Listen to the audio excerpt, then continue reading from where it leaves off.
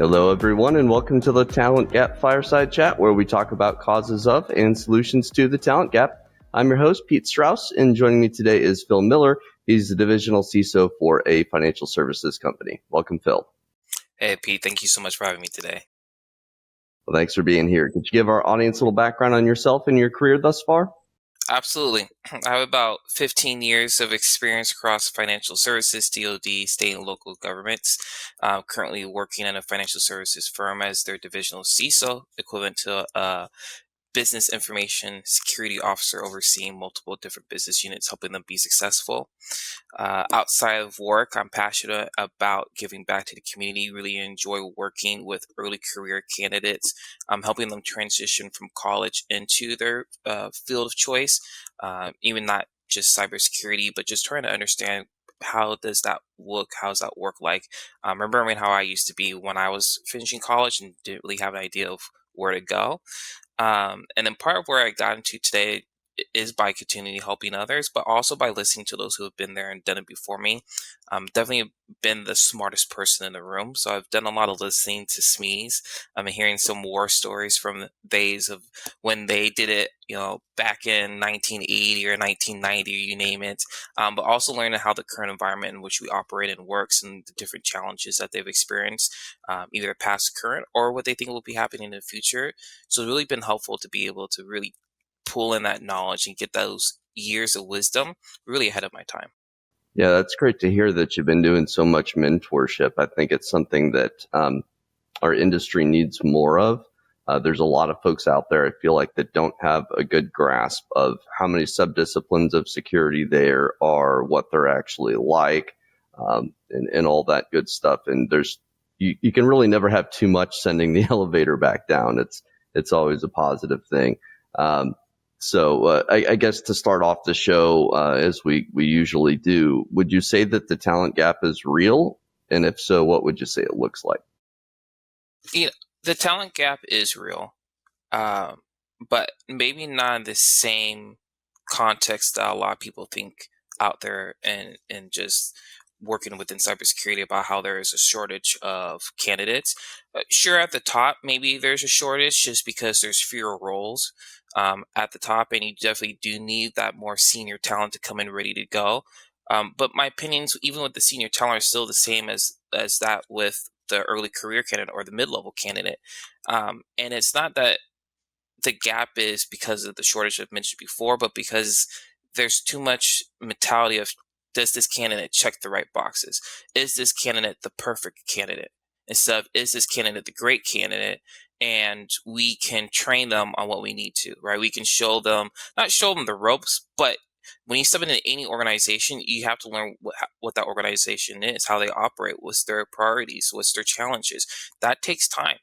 No one's going to come in knowing that right off the top of their head, no matter how much insight that they may have previously or how much knowledge they have of the issues. They still are going to have to come learn the people, the tools, the processes, etc. So it's this more like forced problem of a cyber talent gap than necessarily a actual problem that exists. Mm-hmm. Yeah, I tend to agree that I think there's too many job descriptions that are too needy, as I say, where there's just so many must-have requirements, and then a long list of nice-to-have requirements as well.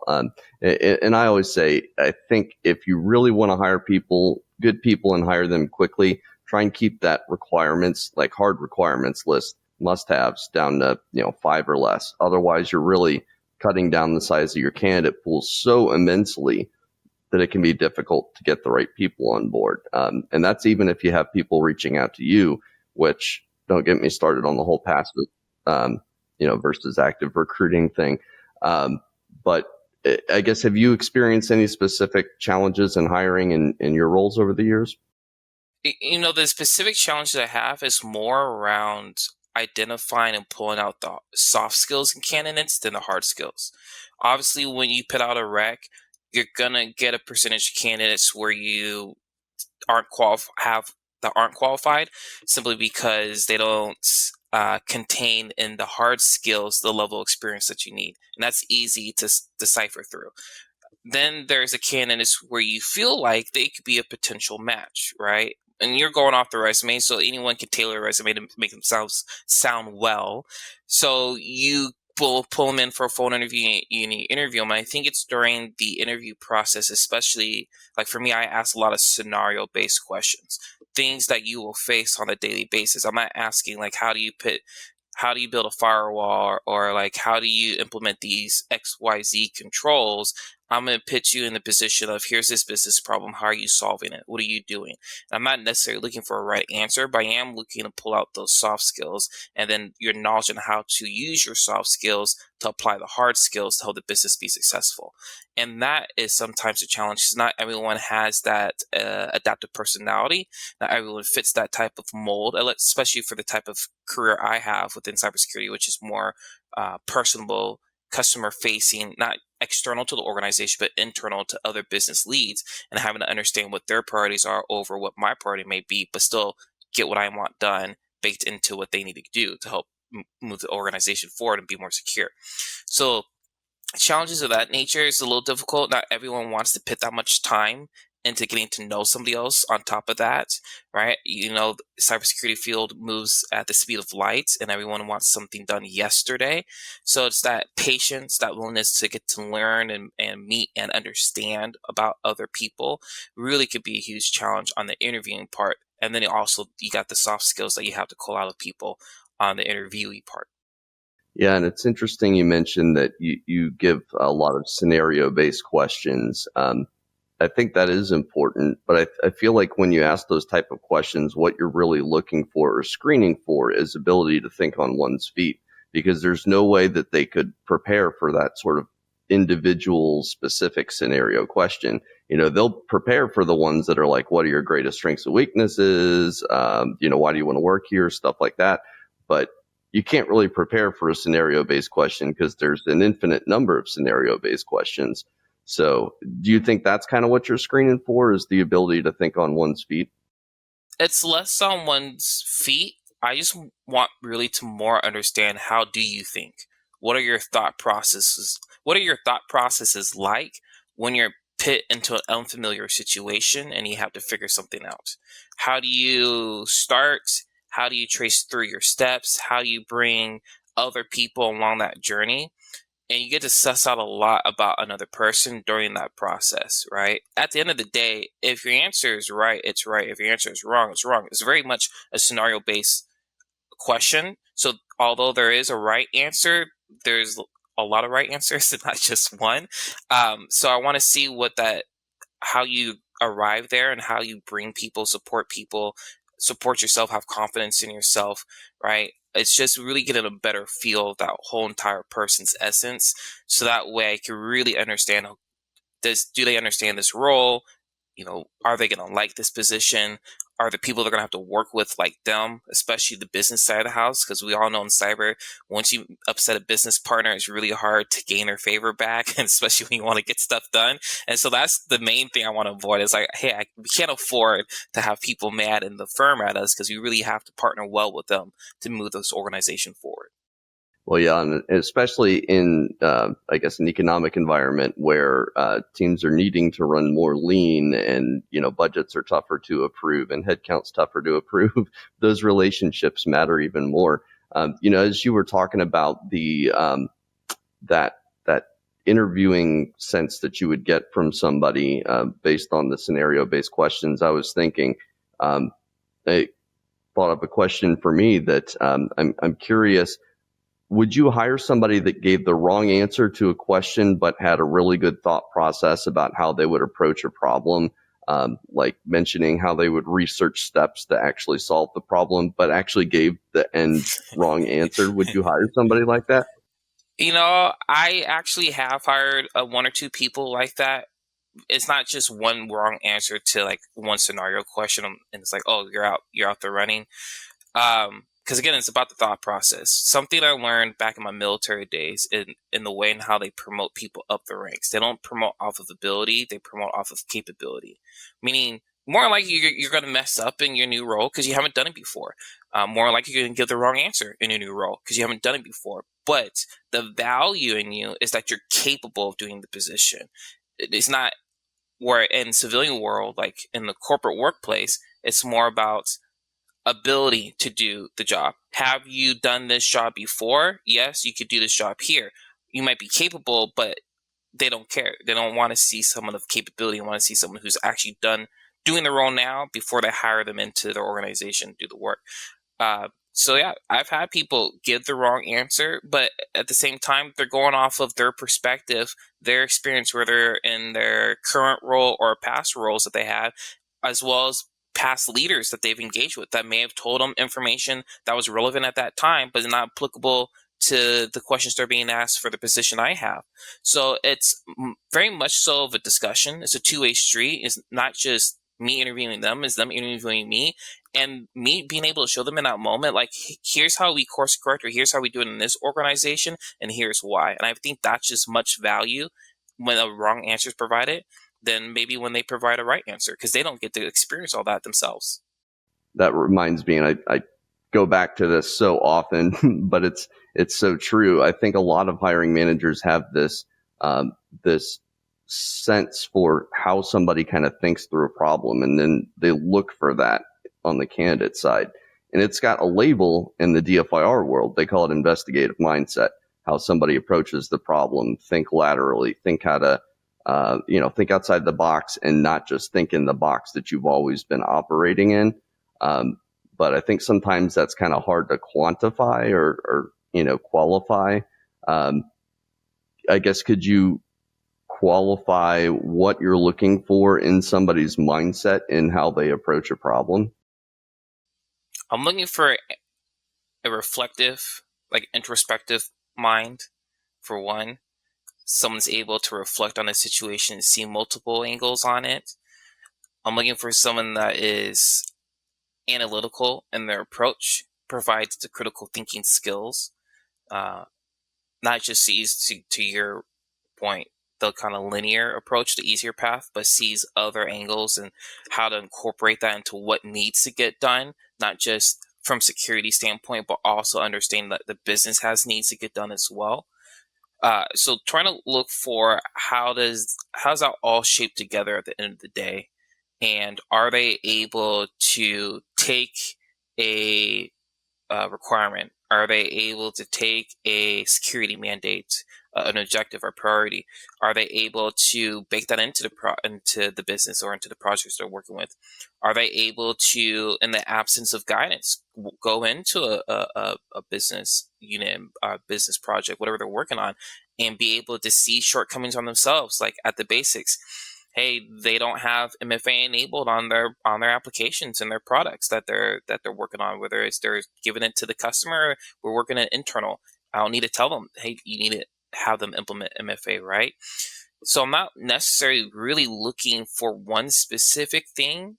To be honest, for me, I'm just looking to really understand who they are and understand how they may work and fit within the organization as a whole. So it's less of just searching for one particular thing and more of just being in the moment and actively listening and hearing what they have to say and seeing if it matches with what would be needed to be successful in the position. Yeah, and obviously a hiring decision comes down to so many different factors.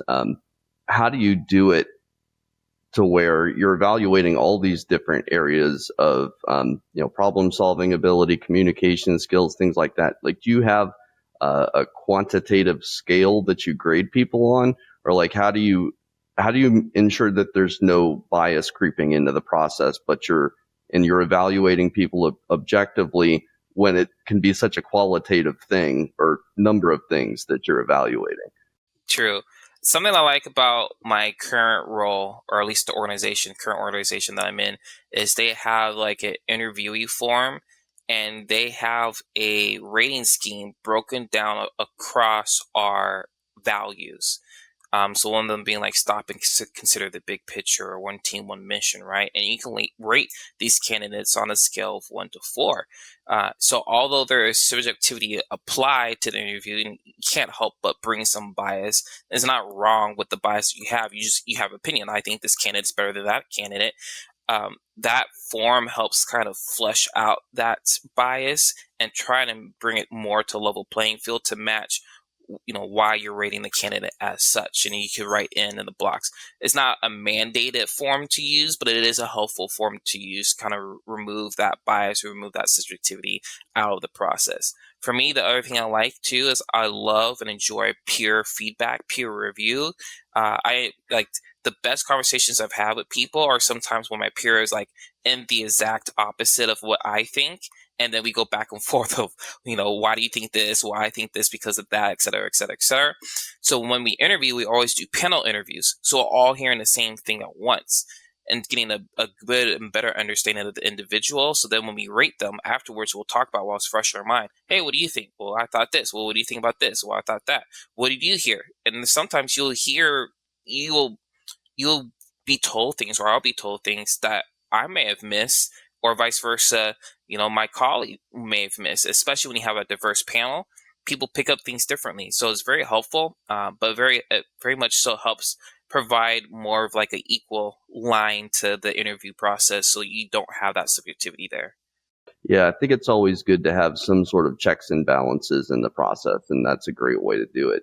I think there's certainly some pros and cons to panel interviews. I think some of the potential cons might be that, especially if the person's not an extrovert, they may be a little bit intimidated by Yeah. talking to 4 or 5 people. Then you also have the situation where they don't really know who to talk to, or who to focus on. So yeah, I think there are pros and cons to everything. Do you also do, I guess, a combination of just one-on-one interviews as well to really get to know somebody, plus a panel usually? Right. It starts off with a phone interview where I'm at, followed by a one-on-one and then a panel. And most times it's in that order. So it does give the candidate time to focus on the individual, as you mentioned, and not have to try to figure out who they're talking to at the moment. So it does give them that level of confidence going into a panel. I still think a panel is definitely needed, and especially for the type of role I have, which is you're very much extroverted. You have to be extroverted. You have to go meet new people in the business. You have to network internally. Maybe from other positions, a panel is not necessarily needed because that's not the type of role you have to operate in. But from the position I run in, it's definitely something that is needed because they're definitely going to be asked to do exactly that. Set up a call with a group of 3 to 4 business leaders, get to know them, get to understand their priorities, share a little bit about themselves, be able to work through different security issues. And that's just on a regular daily basis. So I think it is helpful, but yeah, the one-on-ones, we do them, but it's more of just, I want to say like formal interview, even though it's an interview, it's more of like informal, like tell me about yourself, tell me what you're into, right? It's just kind of break the ice, make the candidate feel comfortable. Yeah, it makes sense. Well, and it sounds like kind of what you're doing there is you're emulating the position that they're going to be in the interview process. So the interview process is almost kind of a microcosm of what they're going to be doing in the actual role, and I think that's smart. You get to see how people operate in that similar environment compared to what they'd be doing in their actual job.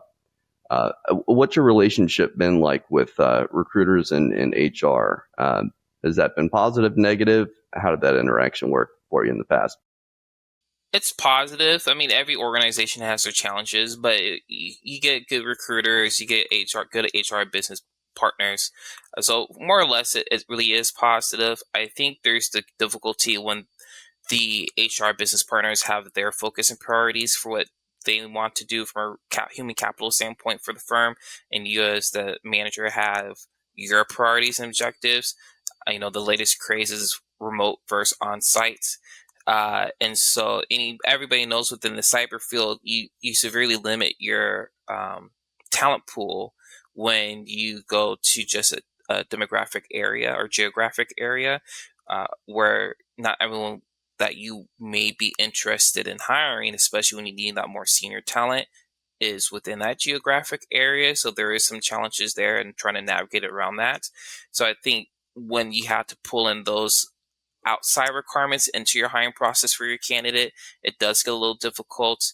But again, understanding that I have my priorities and my desires, and HR has theirs, or the recruiter has theirs, trying to find that equal ground to have those partnerships. So that's where a lot of positives happen, but also some negatives happen too, because you go do those bureaucratic red tapes, those extra hoops, where it's not really necessarily needed. But how do you have those conversations again to work through that, conquer those challenges, overcome them, and still get the candidate you want at the end of the day? Yeah, you make a great point about everybody having their own objectives and maybe their own motivators. It's been my experience, and granted, I'm an external recruiter now, but I was an internal recruiter for a while as well. And from all the recruiters that I've interacted with on LinkedIn and in person, at the end of the day, we all want to fill the jobs. Like that's our goal. And I think oftentimes we'll be hamstrung from doing so by somebody else in the business. And that, could be HR, could be hiring manager, could be somebody else in the organization, could be executives. So like, I think a lot of these RTO mandates are because of long-term corporate leases and things of large buildings. And so they have to justify it somehow, might as well fill the space if we're locked into this long-term lease. But yeah, you're totally right. In my experience, on average, of course, people in general in security, especially the more senior folks, tend to prefer that remote environment. What do you do when you have an in-office mandate, but you would prefer to have somebody remote, but you have the in-office mandate? How do you ensure that the recruiters are able to go out there and find you somebody for that type of setup?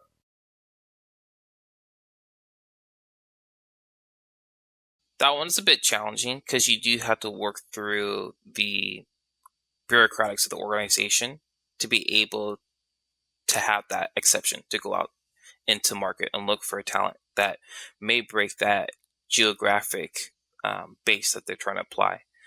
Some organizations may not have a strict, like, hey, you have to be on site, but you have to be within 50 miles of the office, right?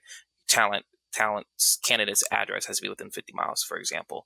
So it's challenging. I think to reframe kind of that question out the gate is, do you have the justification that requires you to hire talent outside the geographic range that the organization's put into place?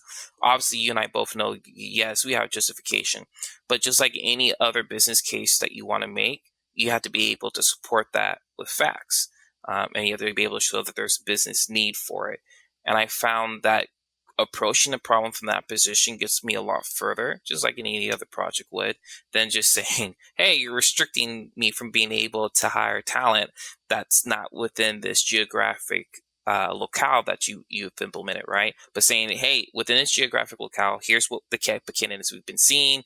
Outside this geographic locale, here's the candidates that we're seeing. Here's what this position requires. Here's this need that's needed for the business. Here's these business issues that have been occurring because we haven't been able to fill this need. Here's the value, the cost that we've been incurring because of these issues. Here's your return on investment when hiring a candidate of this nature and this quality that exists in this geographic locales, not in ours, but like in broader sense, and then taking that forward. So kind of, you do have to go that extra mile. And I understand it can't be done every single time. Like, it's hard if you have 10 recs that you have to put this justification forward for each rec. It's ludicrous, right? It's very, very much time consuming. But for those positions where you need top tier talent, or you need certain entry level talent or mid level career talent, right? But you have that burning need for it, you have to come forward with a justification with it, right? You have to follow the regular firm processes to get that exception moved forward. But one of my favorite things to do is to grease the wheels on those firm processes. So I'll have quote unquote offline conversations with leaders and have just frank discussions with them. Hey, here's what I'm seeing. What are you seeing? Here's what the direction is. Here's what the firm's trying to do, but here's the challenges it presents. Here's the issues that have been happening. Are you seeing these issues that have been happening and occurring? Okay, here's my thoughts about fixing it. What do you do? Like, or what do you think? And by having those type of frank, open conversations, one or two things are going to happen. You're going to get told no right away, is one.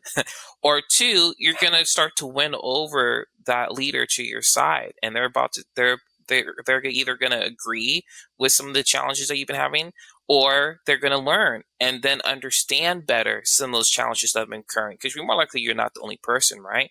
But then when you go through those regular firm process to get the exception, now you have that unofficial stamp of approval from that leader. So you really have more champions on your side to say, hey, this person needs to be able to hire this resource that's located in this locale for these reasons.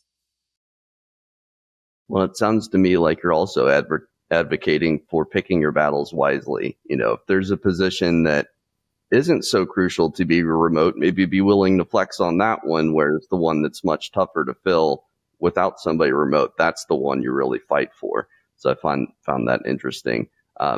Something else that as you were talking, I started thinking about is you can leverage your recruiting team to give you more data to talk to whatever decision maker you need to. So, for example, and I do this proactively, but as you hiring managers out there listening, you can ask your recruiters to do this for you. But I'll do a search on LinkedIn Recruiter when a client has a new rec that I have access to or I know is coming down the pipeline.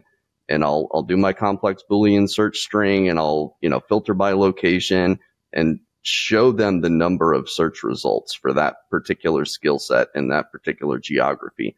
In some cases, it's like 12 people. And then if you're able to break down, hey, of those 12 people, I'm going to get, I know, between 20 and 30% response rates. So that narrows it down to 6 people? No. What's 20%? 4 people. So that brings it down to 4 people of those 12. And then of those, we know that 2 of those 4, 50% or so, are going to be interested.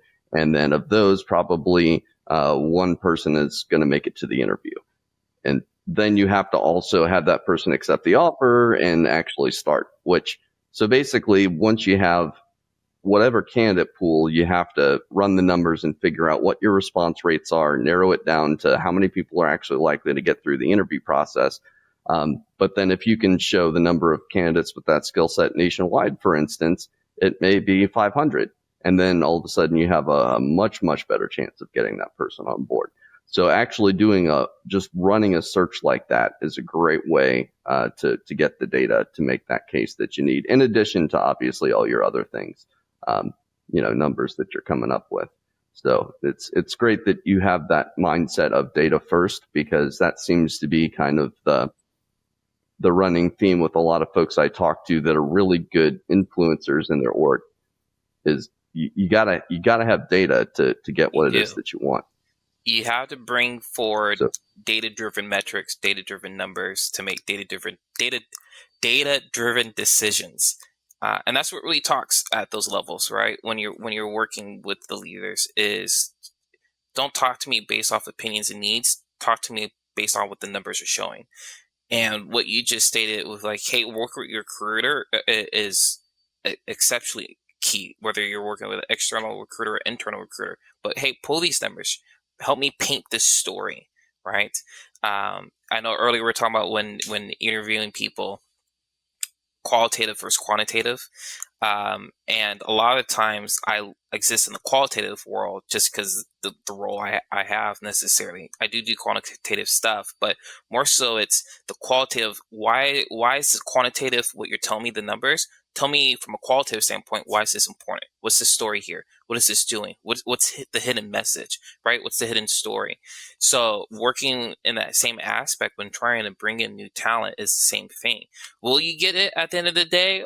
It depends, right? It's definitely the needs of the business. You might get a no, and expect it, right? That's just how business works. But you could also get a yes.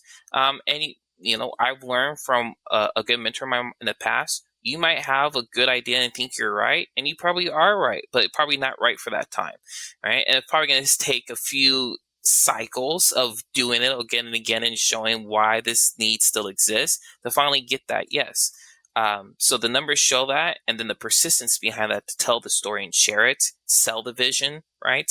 It really helps reinforce those numbers. Well, it's great to hear you mention the power of story. It's something that I talk about quite a bit from a recruiting standpoint. you need to be able as a recruiter to tell a story about your client if you're external, or your company if you're internal. You have to weave together a compelling story to get candidates interested in your company. And especially if they're fully passive and they don't need to look for a job and they're relatively comfortable where they're at. They're not going to just respond to any old message or email or phone call. You need to quickly and succinctly basically give an elevator pitch and weave a brief story about why your company is great. And that can be difficult, I think, for a lot of people to really distill down to just a few bullet points, or, just a brief paragraph. I totally agree with that. And then as you were talking about how you're interacting with other business units, I think telling a story, not just, giving a quick anecdote, but weaving a story around that anecdote and the knock-on effects, the consequences of not doing something, and putting it in story format, I think helps a lot. Have you ever used scenario-based stuff on the hiring side, whether it's telling a story about somebody else that you promoted or something like that? Have you used that as a recruiting or retention tool? As in retaining talent, or like justifying to leadership why I need certain type of talent? Well, like when you're either thinking about getting somebody on board, or you get the sense that they might be a little bit unhappy, either of those scenarios, telling a story that might keep them or make them interested, in your organization. This might frustrate some people, but if there's a candidate, or not a candidate, but there's a resource that's necessarily not happy, it's less about telling a story to retain them and finding out, well, what are some of the reasons for why they may not be so thrilled in their current role. Is there a change that's needed? Outside of money, money does come up as a topic, right? But helping them to understand how the organization and the business works, and kind of what that performance process looks like, and how you can make that request, or what needs to be in place before those type of salary adjustments are made, whatever the case may be. But it's also having a conversation of, do you still like doing what you want, what you do? Would you like to try something else in the organization? Do you think you'd be better somewhere else? It goes back to way earlier in our conversation, where it's really just sitting back to understand the individual first, and not really put the onus on, I want to retain you necessarily on my team, which I know headcount is gold. So it's something that is a priority for a lot of hiring managers. Is, I don't want to lose headcount, or I don't want to have to change up my team. It's such an inconvenience to me. But really, the basis of any high performing organization is one that can operate with true transparency, and not in the sense of, I'm going to tell everybody everything, because that's not realistic, but in the sense of, hey, what I can tell you, I will. When you do ask me a question, what I can answer, to the extent that I can answer, I will. And if you would like to move up, here's what I could tell you wholeheartedly, what's required and what to expect, not because I'm stopping you, but because to welcome to corporate world. This is how it works. And this is why it works this way. And if you want to try to do something else, maybe we can get you some cross training in the current job that you're in. Maybe we can let you work on a different team, different projects for a little bit. Or if you transfer to a new team, we can also work on that. And then behind the scenes, if I'm sharing a resource, or giving a resource to another team, or my team's giving a resource to another team, behind the scene, I bet you when it's time to go into those quarterly planning sessions, my team is saying, hey, we gave you somebody, so you need to give us somebody, right? So those conversations do happen, but it's definitely less of telling the story of trying to keep someone, and more of letting them tell their story and help them guide them as they tell that story and where they want to go in their journey. Yeah, makes sense. And I would imagine that in order for you to be able to have that frank discussion with somebody that's working for you, essentially, and you're their boss or whatever, there would need to be a layer of trust there, because without that trust, they're not going to feel comfortable telling you exactly what it is that's bugging them. Do you have any, I don't want to say tricks, but methods for developing trust with the people that report to you? I think it starts on day one, when the interview process, and they understand more about who you are and what you're about and how things are. And then when they come into the team, I think it's just the small things day in and day out of just how you show up and how you interact with them, how they see you handle problems, how you may not always have the answers, but then you'll work with them to get the right answers, right? So it's not like one specific thing that I do or don't do. It's more of it's more of just having that audacious and transparent leadership style, the one that inspires people to want to do their role, right? Some leaders have the inspirational leadership, others have transformative leadership, whatever works for you, conscious leadership, right? But being able to lead them in a manner that says, hey, this person, I can work with them and they are exactly like the person I thought they were when I first met them, and they continue to be that person. It's the idea of you come along, making them feel like you're coming alongside them to help them be successful, achieve that success, and not really being their manager in a sense of telling them what to do. Another thing I learned from my military days is you manage things and you lead people. So it's that mentality, that it's that mindset. And that mindset isn't just really focused on one thing. It's more focused on being just present and being, a go-to person that really is seen as a trusted individual. Yeah. So in your experience, it sounds like it's a very continuous, effortful, intentional type of thing that you're, staying close to your folks. Do you have anything from, I guess, like a more formal standpoint, like, quarterly reviews or check-ins, anything like that? Uh, where I'm at now, we do one-to-ones, like weekly one-to-ones, which are helpful. It just keeps that level of engagement, and it's informal one-on-ones. Sometimes it might be formal if it comes out through like a performance rating review period, whether it be mid-year, year-end, you name it. But for most part, it's just informal. Hey, how are you? I'm good. How was your weekend? My weekend was good. Hey, what are you working on? Any challenges? Here's what I have going on. Here's this bigger projects that we've been talking about, etc. Is there anything to help drive for you?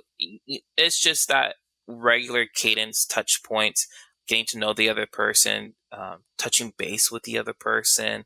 And then obviously you have the weekly team calls too. We bring the team together, talk as a broader group, just really establish that camaraderie, that cohesive, that spirit of cohesive unit, working together as one team, getting that spirit of, hey, these are the people you work with on a daily basis.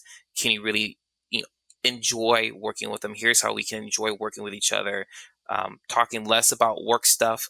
Obviously, work stuff's important, but also being able to take some time back for some of the fun activities, just like little quirky games, like name that song or whatever the case may be, guess that word, type of games.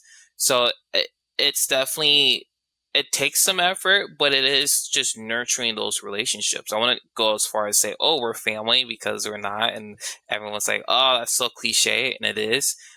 But it is really treating them how you would treat kind of like a friendship.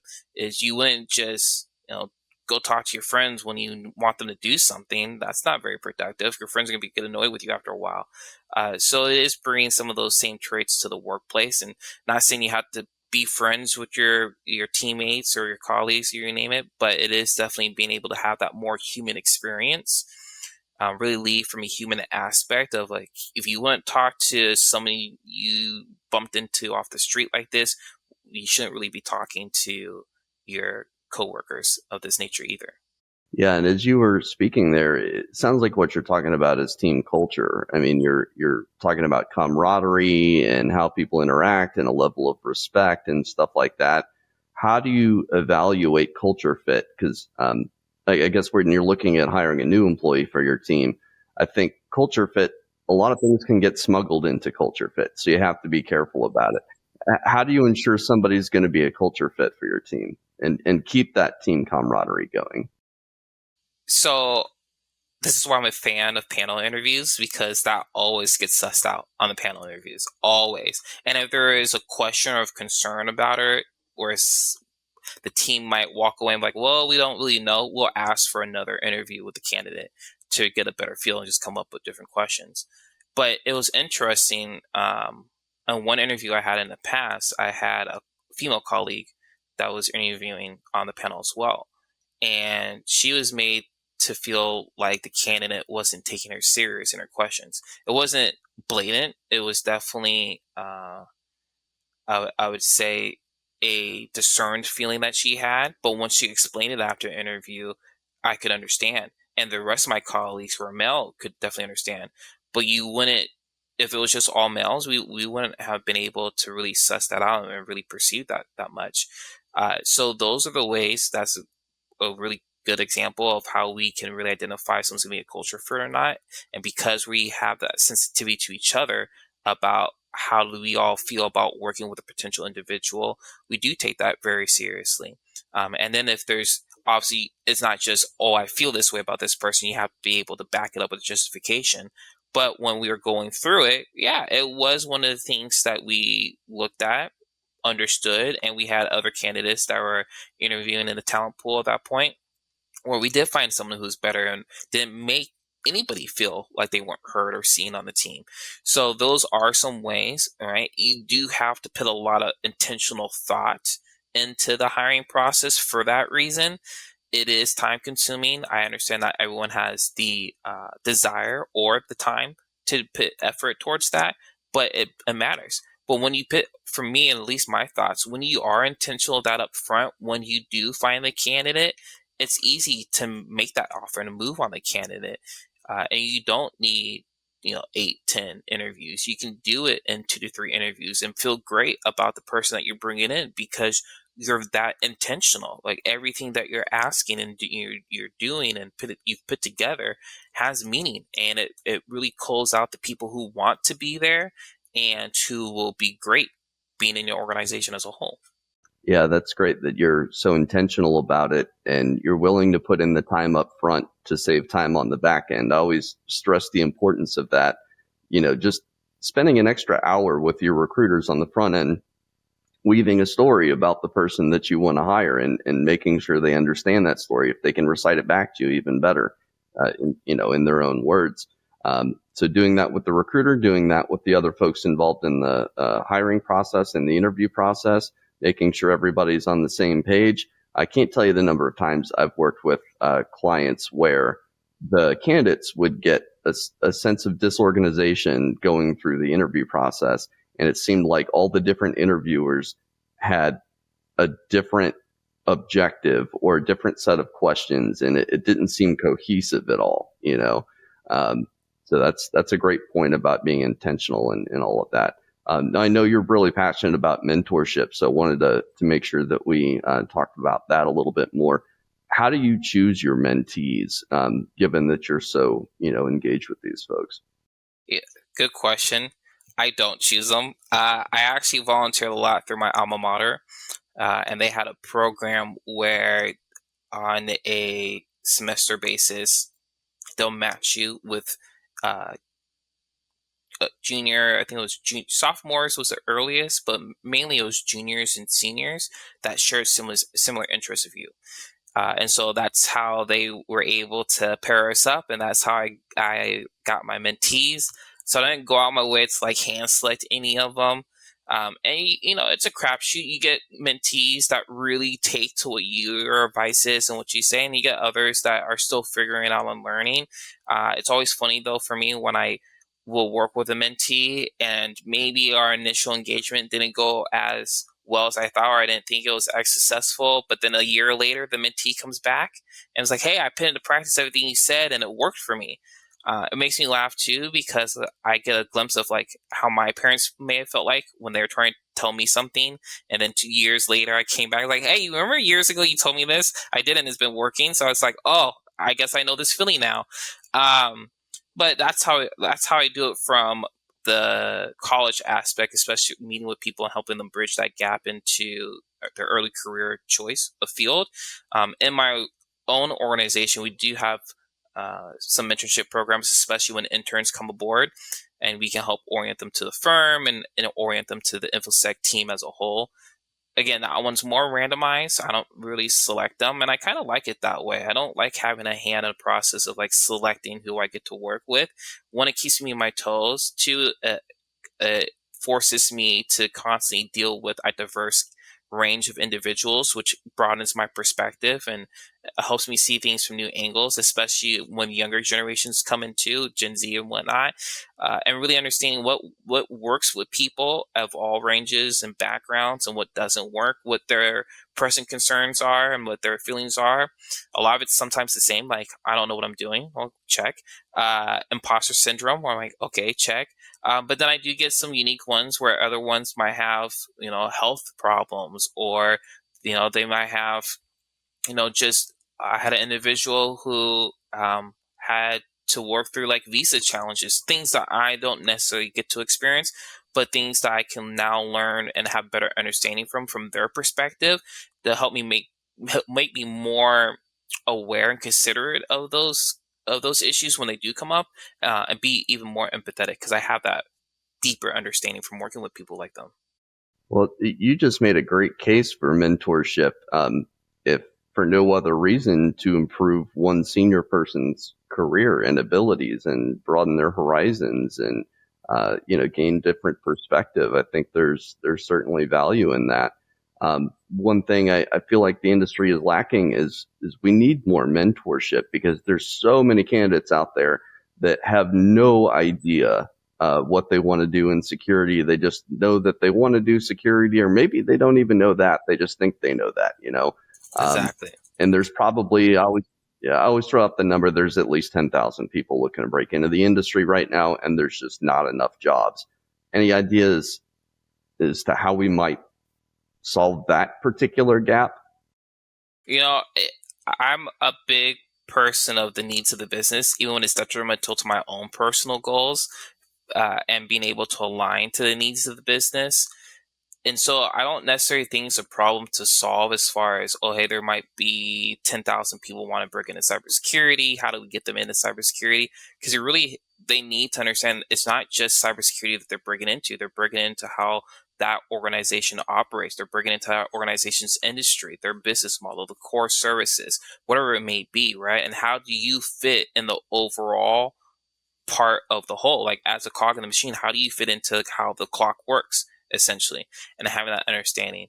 I do think it's the mentorship that's needed to provide that level of understanding, not just here's the bits and bytes of what cyber is and what you can expect and the different sub-disciplines, but also here's how it applies to the business, which is just as critical as a point that's missing as the fact that there's just not that mentorship to begin with about here's what cybersecurity is and here's what to expect. Some people in cybersecurity even still have that challenge of taking what cyber is and applying it to the business.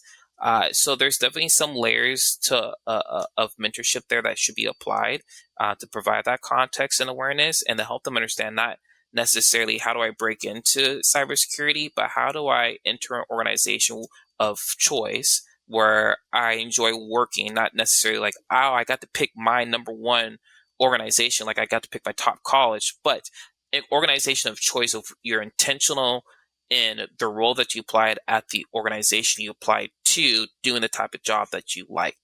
Yeah, makes sense. So I guess then the question, I often say on LinkedIn how I think there's really, like, we would have more open entry level jobs if there was a business need for those entry level jobs, if there was a market need. So, because it's just going to happen. If the business needs them, they're going to open up the jobs. And then, the folks that are the formal trainers and managers and things are just going to have to step up. But if there's no need, then, it is what it is. But so what do we do then with all of those folks that are trying to break into the industry and there's just not enough jobs in which for them to land?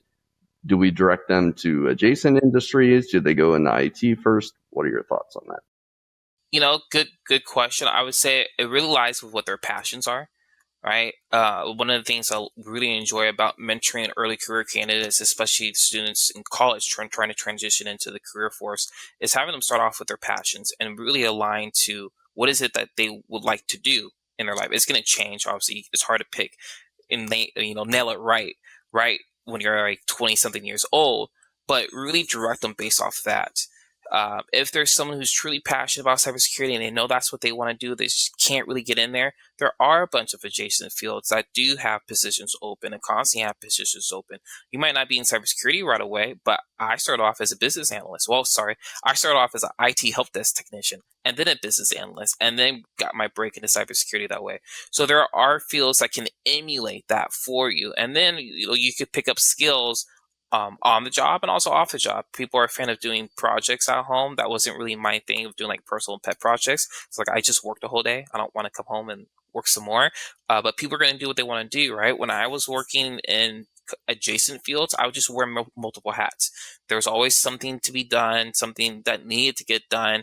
I maybe didn't get paid for it the way I wanted to see it in my paycheck, but I did get paid for it, and the experience it provided me, the knowledge and the insights that it provided me, and I was able to carry that forward. So it really does come down to having those type of conversations with a lot of those individuals looking to break into the cybersecurity field, to really, again, like I said, align them to what their passions are, and then help them see that there are more avenues than just that straight line to what we talked about earlier. Sometimes when you want to solve a problem, you have to think outside the box. You just can't think you're going to walk straight from point A to point B and think that's it. Yeah, absolutely. And, I don't know if you've ever seen it, some sort of meme or GIF or something where a person's career is more like this topsy-turvy, Yeah, squiggly it's like line, bounces all over the place. Yeah, I mean, it doesn't go straight up and over. It's not a linear path. But I think for some reason people just feel that that's the default, that it's a straight linear line up and to the right, if you were to graph it, and that's just not the case. So yeah, I mean, we could advise people to get really, really creative about the types of jobs that they're pursuing. Like if they eventually wanted to get into GRC and maybe they want to do that right now, maybe that's not practical because there aren't very many entry-level GRC jobs right now. Maybe look into doing financial compliance, some other type of compliance where you get, compliance on your resume. It's not security compliance, but it is compliance. And maybe you're working with the security team, and that's a way for you to learn. And you kind of come into the industry sideways or from an angle. It's not always just that straight vertical path up the company ladder. So, pen testers, good example. Be a developer for a couple of years, or AppSec. If you're on the network side, go be, sysadmin or network admin for a couple of years. There's just so many different jobs, but I think a lot of people don't necessarily realize that these things are logical choices because they just haven't been introduced to these ideas before. Exactly. They almost need somebody to tell them, you can think outside the box. You don't have to follow this exact path, that everybody else does. I think that's sometimes a challenge a lot for these early career candidates because they spend a lot of time in school thinking linearly.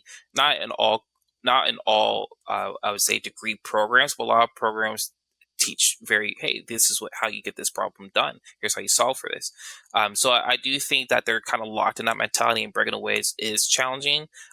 Plus, sometimes they do get not the greatest advice in the school on how things are tough, and this is how the way in which I would say the economy is right now for job outlook and what to expect and not to expect. I do think people try their hardest to be realist to college graduates, but at the same time, sometimes painting too much of a bleak picture of what the actual what am I saying? A bleaker picture of what reality it may actually look like. I remember talking with a woman who graduated with her master's, where she was kind of in the same mindset of, I needed to get a job and this is the way I needed to do it. And I had to sit with her and kind of level set what she actually thought and what the expectations of that is, and that she actually has more experience than what she's been told. Like, she's done fellowships at Yale and whatnot, and really help her align, like, hey, you just have to come with a different perspective.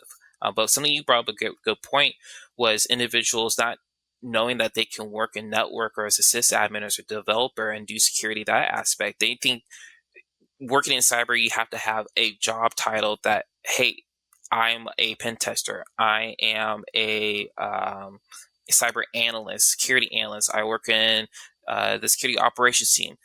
and not realize that some of these other jobs are the exact roles that as cybersecurity professionals we have to interface with on a near daily basis, and we depend on them to implement the controls that they're passing them. So if you got a job as a developer, you're already a step ahead of the game because you know what a developer needs to get done. You know how a developer thinks like, but you also know how to develop secure code and do secure by design. You know how to build, if you do networks, you could be building secure networks and implementing them securely and robustly. So when you do want to come over to cyber, you have that innate skill set, those innate knowledge that maybe someone who started off directly in cyber is still working to get because they're not used to working as that other type of person that they're supporting. Yeah, well, and obviously there's the tension and the age-old argument: can security be an entry-level field or not? What's your take on that? If you craft the role well, yes, it can be entry level. Our organization pulls in interns all the time, and brings them into our tech associate program as entry level. You have to ensure that they are doing the skills, or not the skills, but the tasks required for that type of role.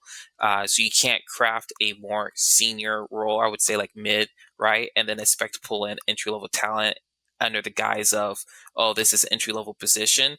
But it is definitely entry level. There are some, I would say, reoccurring task work, analysis based work that entry level candidates can do. They possess the ability to be very successful in those type of roles. But it really does come out to how is that role structured, not just within that particular team, but how does that support that function, that team's function overall, so that way that success can be easily realized. And sometimes that's less on the candidate's end and more on the planning and the strategy of the organizations, especially those department leaders or manager leaders overseeing that particular function. Yep. Yeah, totally agree. And I tend to have the same viewpoint that I think an entry-level security role can exist.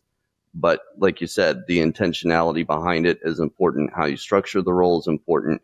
A lot of folks would say, well, in security, you can't secure what you don't understand. And somebody who's inexperienced, they can do a lot of damage because they are inexperienced and they don't know what the heck they're doing. Which, totally get that viewpoint. But I also kind of view it as you can sandbox off, in terms of sandboxing off malware. You can sandbox off some duties that aren't going to materially affect the actual company's security posture and still have them learning while also not messing things up, basically. And then, once they get to the point where they're competent enough, then obviously you kind of move them, you need to have some sort of progression plan for them. But I think if you're intentional about it and you get creative, going back to earlier, I think it can be done. So that's a great point. Well, we're actually coming up on time here and want to make sure I can ask you or one last question here, Phil. So is there anything in the industry that we're not talking about, but we should be, especially as it relates to hiring? That's a good question. All right, I have two, and we kind of already broached the topic earlier, but one is hiring candidates from adjacent, like fields that are adjacent to and non-adjacent to security. It's looking where others aren't looking, right?